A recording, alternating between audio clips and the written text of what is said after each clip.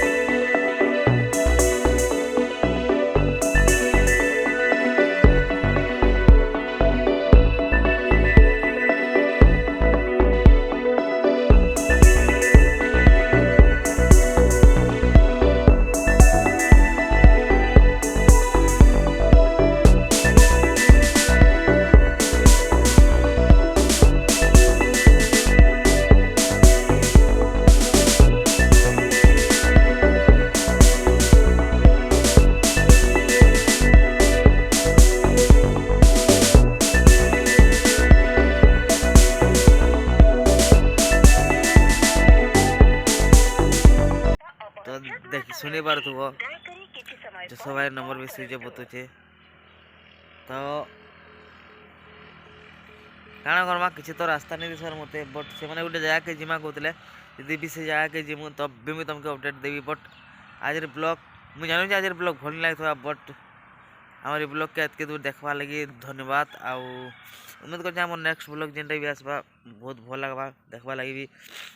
आउ आज ब्लॉग तो स्पॉइल गला but but but but but but but but but but जब तुम चाहो आम भल भल ब्लॉग देखा लगे आम चैनल के सब्सक्राइब करो आम वीडियो बन रहे तो आम फैमिली बन रहे। तब तक मत विदाय दियो भेटमा नेक्स्ट वीडियो।